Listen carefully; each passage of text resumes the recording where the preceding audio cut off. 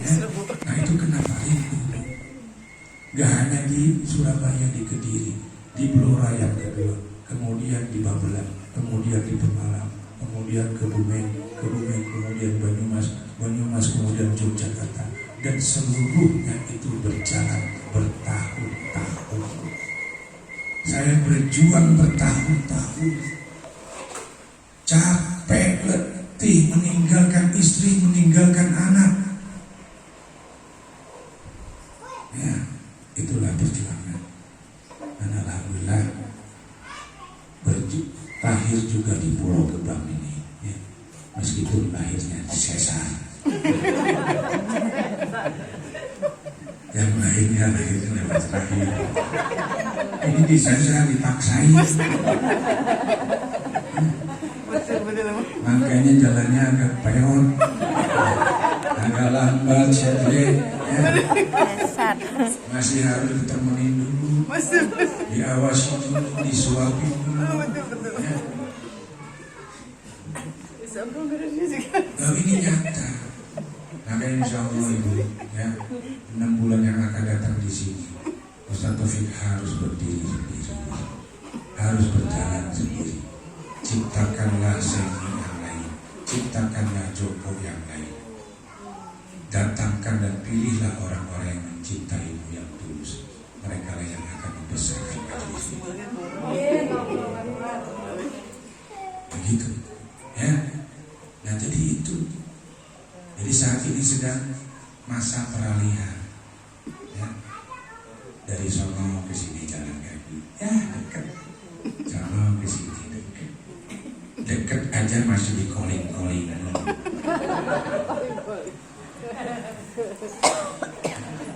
Nah ini harus diperbaiki.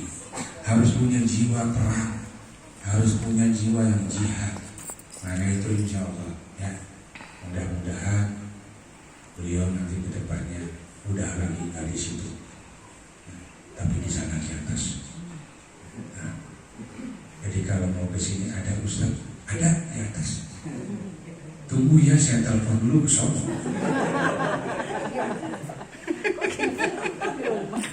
Repot nggak mungkin? Repot. Tuh dengerin, repot. Dulu kalau di sana saya kalau ganti pokok nggak ada yang niatin, kondisinya ada yang niatin, tarik teknik itu. Nah, tapi sebenarnya memang ada hikmahnya. Ya, kejadian kemarin itu sangat ada hikmahnya. Hingga di rumah Allah kemarin, saya sedang di Baitullah bersama beliau.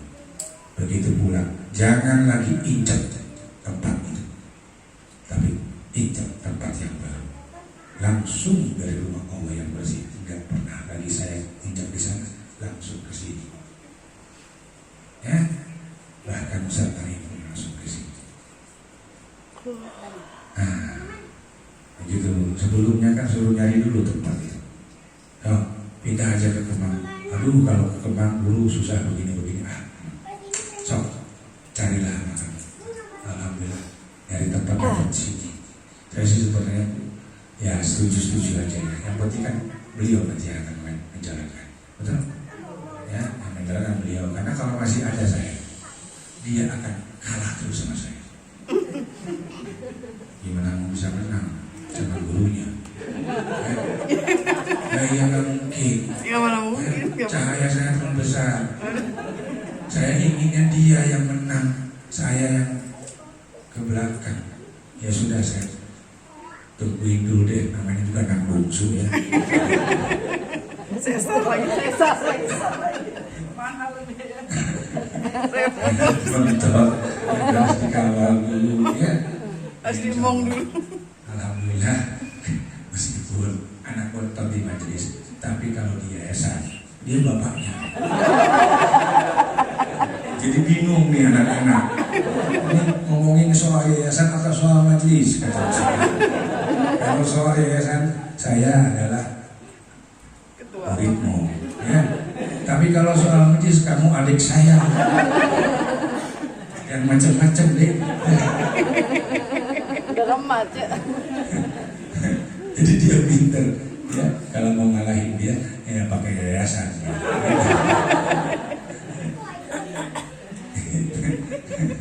Ya alhamdulillah itu perjalanan yang unik ya.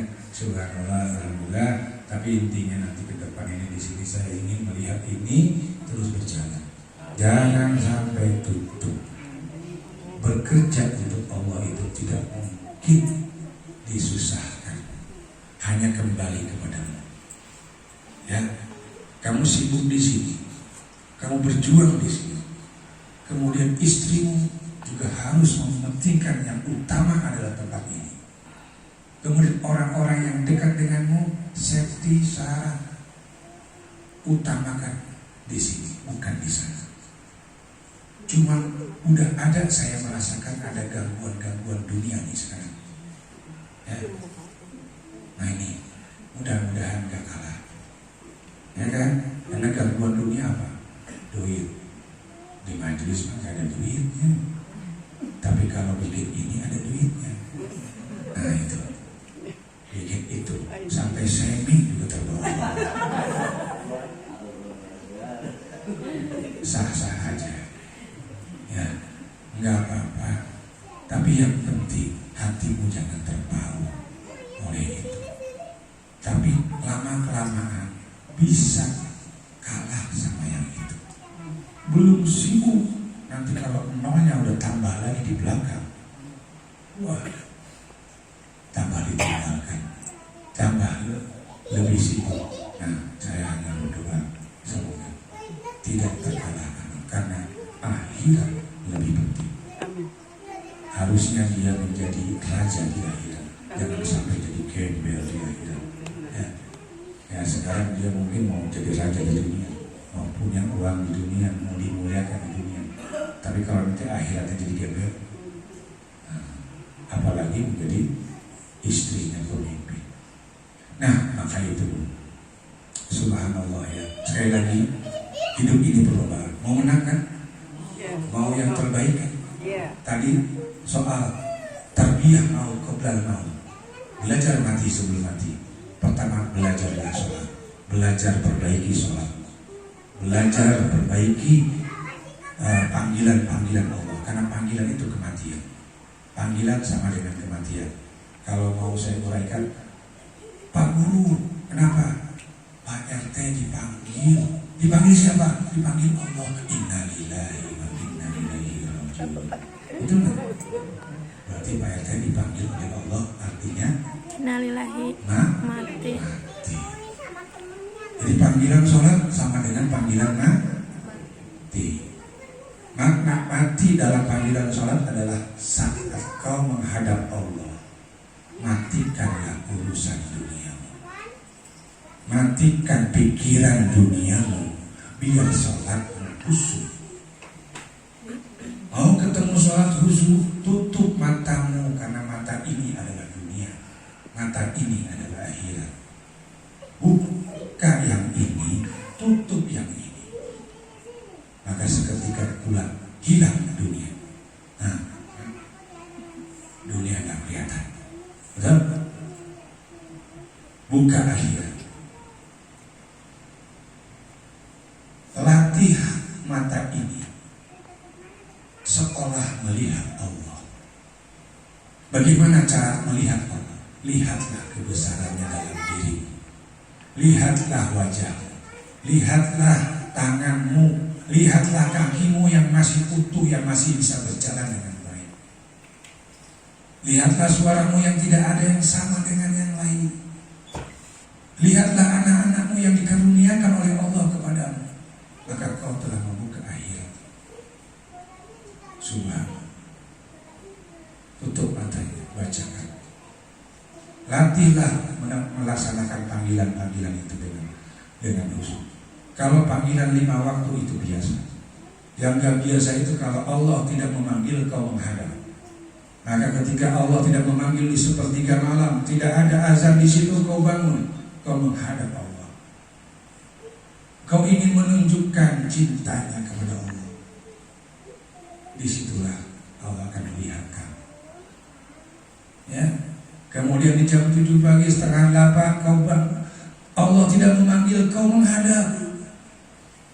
Agar kau dimudahkan Allah akan malu sama hamba seperti ini kalau Allah tidak memberikan dan meluaskan rezekinya. Itulah kenapa kamu jadi susah-susah di situ. Karena salah satunya sholat-sholat yang belum diperbaiki. Panggilan itulah perbaiki. Latihlah panggilan itu sebuah kematian. Ketika mati, bayangkan ya, posisi yang sholat itu kan saya bilang banyak ya sholat, tapi jadikan sholat yang terbaik. Nggak usah banyak sholatnya. Wah, saya melaksanakan sholat 2 rakaat berkali-kali sampai 8 kali ditutup dengan witir 3 kali. Boleh-boleh saja, tapi akan lebih baik yang 2 rakaat yang berkualitas. Ya, saya seperti pernah ajarkan doa duduk di antara 2 sujud itu 8 perkataan yang indah. Ya, jatuhkan air mata di situ, tunjukkan terus dan terus dan terus dan terus. Nah, itu baru masalah soal sholat, soal panggilan pertama. Ya, supaya nanti dari sholat dan panggilan pertama tadi benar, Allah akan ciptakan amal yang terbaik untuk kita. Ya, apa amal yang terbaik untuk kita? Berbuat baik kepada orang lain, menolong orang lain, rahman rahimnya masuk, kita berbuat baik, lembutnya masuk, kita berbuat baik. Nah, dari situ. Tapi kalau sholat yang kita lakukan, mau sholat malam, sholat wajib, nggak merubah sikap kita ke orang lain, boleh jadi sholatnya cuma menggugurkan kewajiban saja. Nah, inilah ya, ini yang terbaik saya ajarkan itu, biar kamu menjadi yang terbaik. Oke, kalau itu semua panggilannya sudah benar, maka panggilan kedua tadi, panggilan labbaik Allahumma labbaik, labbaik la syarika lak labbaik. Ya Allah, aku memenuhi panggilan, aku datang kepadamu untuk memenuhi panggilan. Ini latihan kematian. Karena panggilan pertama sholat juga latihan kematian, mematikan dunia saat sholat. Kemudian pada saat panggilan kedua labbaik Allahumma labbaik, ya, kalau travel di luar sana, ibu lihat saja, lihat tiap hari yang namanya di Mekah yang muter itu miliaran orang, ratusan juta orang, jutaan orang, puluhan juta orang, ratusan orang, ribuan orang tiap hari. Berarti mereka sedang berlomba, diperlombakan siapakah yang muter tadi yang menang, yang mabrur. Yang mabrur itu kayak apa? Yang paham panggilan Allah. Karena hakikat umroh itu iktibar, hakikat umroh itu melatih hambanya. Suatu saat kamu akan berjumpa dengan Allah. Saat kamu hidup sekarang, kamu berjumpa dulu dengan rumahnya. Maka hakikat umroh itu ya melatih diri seseorang dalam kematiannya nanti. Kalau panggilan keduanya benar, panggilan ketiganya pasti selamat dan boleh jadi menang. Ini masalah panggilan pertama enggak benar, panggilan kedua enggak dilakukan, panggilan ketiga pasti. Dan dipastikan panggilan ketiga datang, dipastikan dia menjadi gembel di akhirat, susah sengsara. Paham? Nah, gitu. Maka untuk panggilan satunya benar, dimuliakan. Panggilan keduanya benar, dia melatih suatu saat saya akan berjumpa dengan pemilik rumah itu. Saat ini saya berjumpa dengan rumahnya dulu. Saya berdoa di situ. Saya menggunakan kain kafan atau kain ihram yang tidak menggunakan celana dalam. Saya berputar ke kiri, maknanya agar saya kembali ke baik. Saya ucapkan terus astagfirullahaladzim di putaran pertama agar Allah pemilik rumah Ka'bah itu memaafkan. Teruslah berputar, putaran pertama, putaran kedua bersolawat, putaran ketiga mensucikan nama Allah, membesarkan nama Allah. Hingga selesai pada surat putaran yang ke-7. Kalau bisa ada kesempatan kemudian mendatangi Hajar Aswad. Jika ada jalannya, ciumlah Hajar Aswad. Jangan memaksakan, karena Hajar Aswad itu sama seperti rahim ibu. Bentuknya sama seperti rahim ibu, karena kita lahir dari rahim ibu. Mencium itu maknanya kembali ke rahim ibu, karena kita berasal dari situ, akan kembali ke situ. Ya. Nah, kalau sudah selesai kemudian sholat sunnah, memohonlah ya kepada Allah setelah selesai, karena kita masih hidup. Ya. Kita diperjalankan untuk Sa'i. Di Sa'i itu ada bukit Safa, ada bukit Marwah. Pada saat naik bukit kita berjalan lancar. Setelah sampai di bukit kita turun. Setelah itu sudah sampai daratan, kita berjalan pelan-pelan. Nah, ketika ada lampu hijau kita disuruh berlari. Ketemu lagi dengan tanjakan, ada bukit Marwah, naik lagi. Kemudian berputar ke kiri, turun lagi.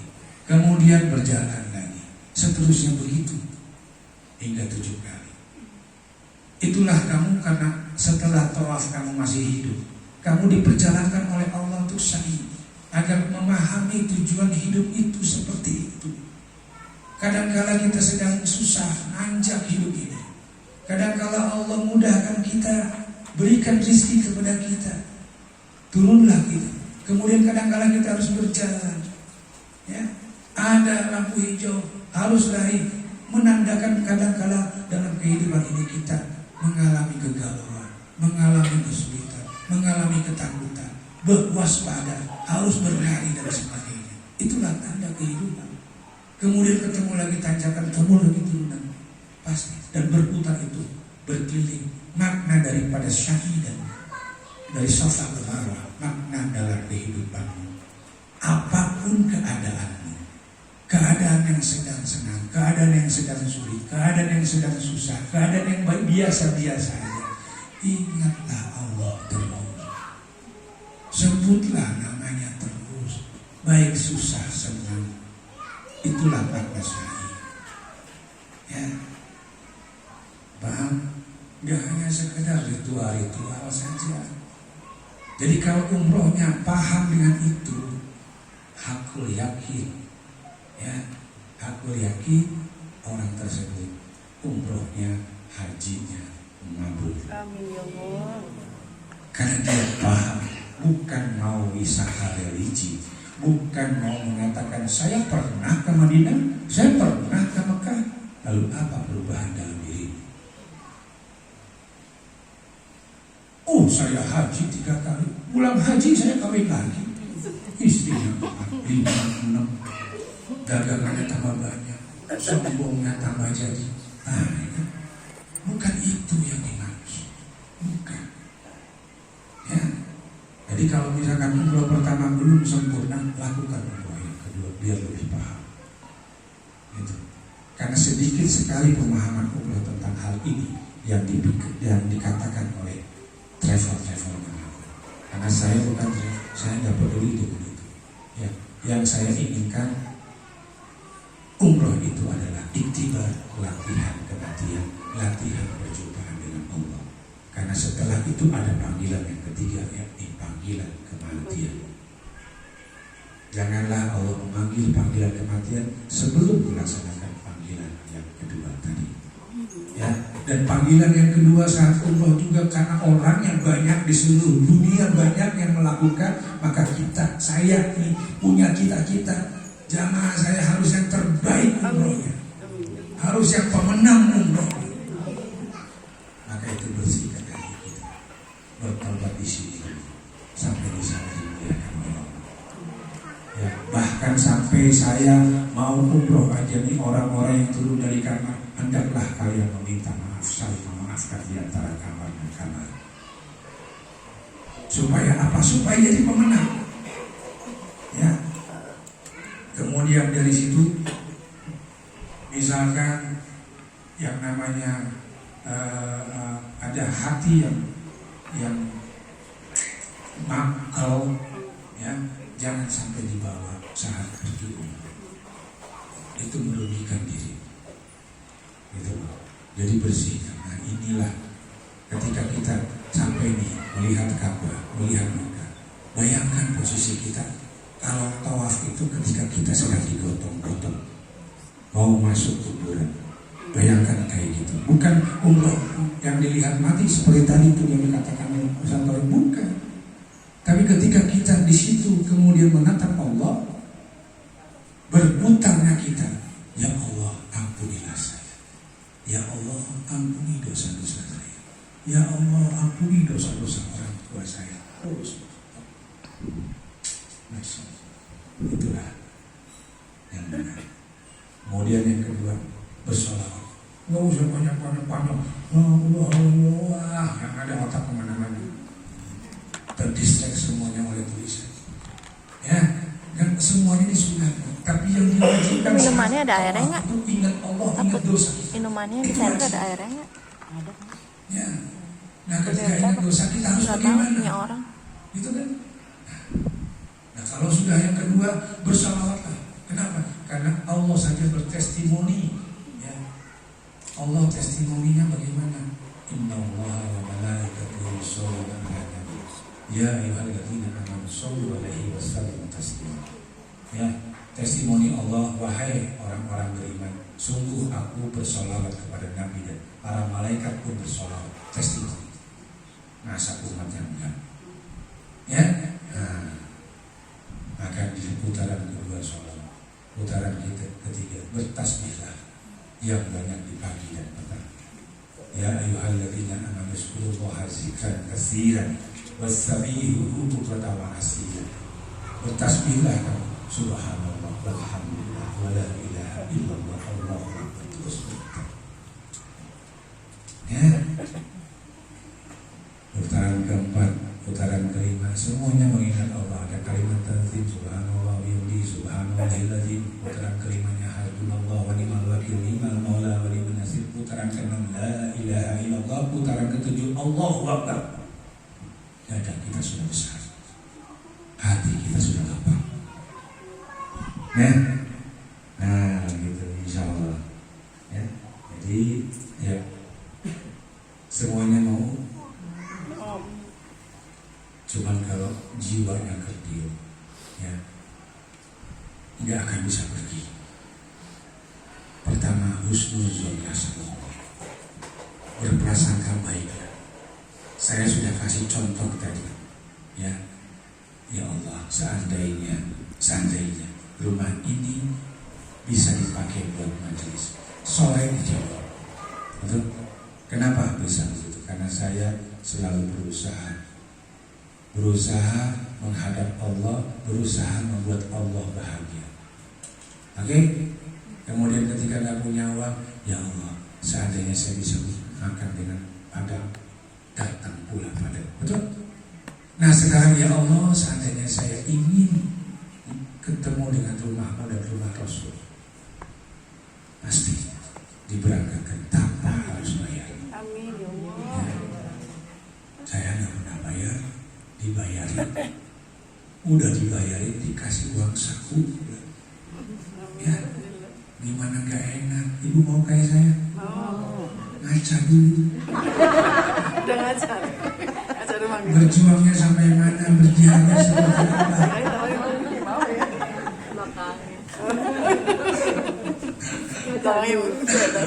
Tapi bukan berarti nggak bisa, Bu. Mulailah dari sekarang. Ya, nah gitu loh. Toh, ya intinya seenggaknya ibu misalkan ya, ibu ini rambutannya masih hijau-hijau. Kalau digigit pahit, nggak ada nilainya. Tapi kalau ibu dekat terus sama Ustaz Taufik, rambutannya sudah merah, ya, diikat satu ikat, ditawar nggak tuh rambutannya? Tawar. Padahal ada yang hijaunya Ada. di situ. Ya, ibu nempel pegangan. Ditawar juga, Bu. Coba kalau misalkan diikat hijau semua, nggak akan ditawar. Diberi gue mau. Jadi janganlah jauh-jauh dari orang-orang soleh.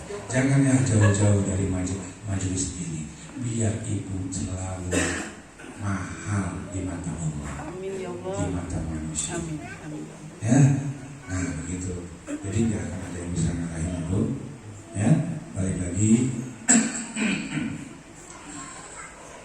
sisinya ada Joko. Contoh, Joko kalau ditanya, kamu kerja di mana? Pengangguran kalau di sisi manusia. Tapi kalau di mata Allah, dia wazir, dia pembantunya guru. Tapi pembantunya sering ngeselin, ya. Sering ngeselin aja dibawa sama Allah ke Mekah. Apalagi nggak sering ngeselin. Jujur. Kadang tiap hari ngeselinnya. Ya Allah, ini belajar sabar. Dulu ada Ambari, sekarang Joko. Ya itulah Joko yang uniknya. mana? Ya, karena kalau orang yang punya akal, kemudian dia bisa yang bekerja, pakai kan putih. pasti Kayak merah. tentu mau gitu. Yang mau kemana-mana nggak mikir duit. Ya. Dia nggak mikir duit, saya makan sama. Saya makan ayam, dia makan ayam. Ya. Tidur di hotel sama, dia juga sama di sebelah saya. Ya, kadang-kadang kalau sebelah saya ngeselin juga. Ya. Dia udah tidur duluan, saya belum. Masalahnya mau kenal berapa? Ngoroknya.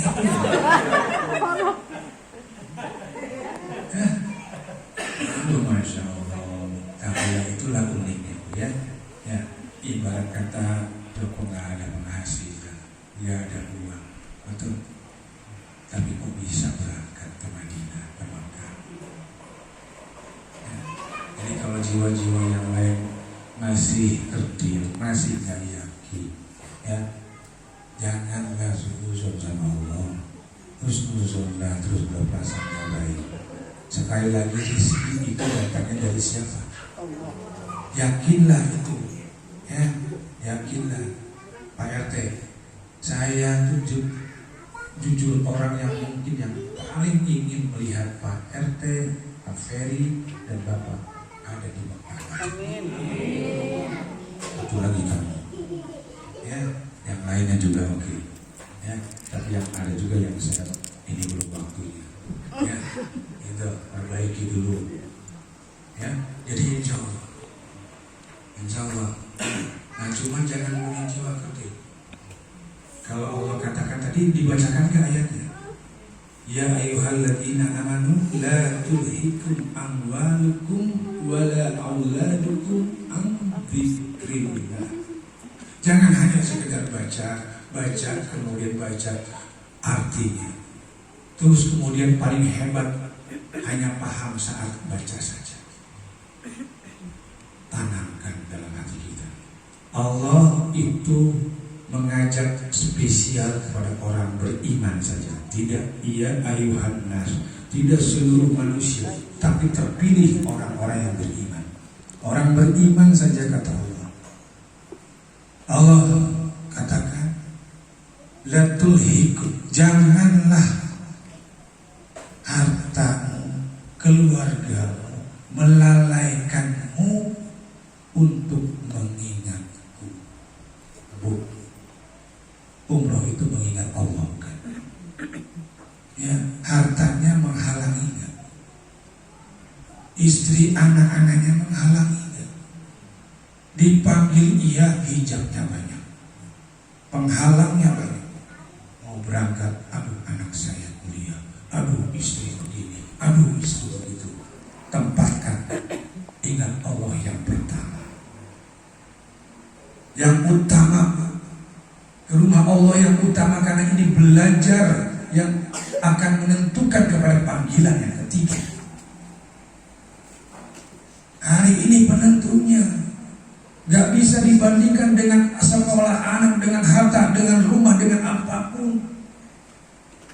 Karena kata Allah di ayat berikutnya, wa anfiqu mimma razaqnakum.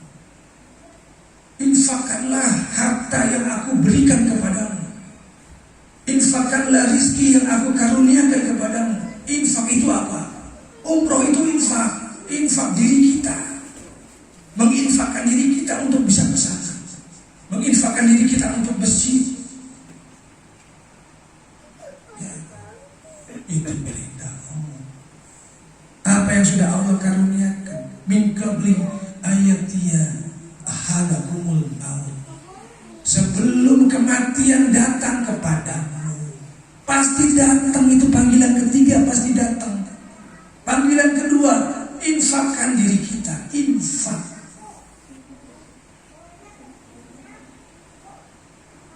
Beli mobil itu bukan infak. Punya mobil itu bukan infak. Itu kepentingan dunia saja. Tapi kalau ketika kita bisa melaksanakan umroh, itu infak buat nama kita. Ya. Nah.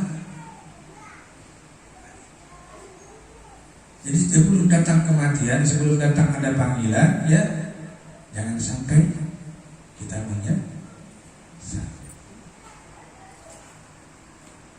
Yakin dengan perkataan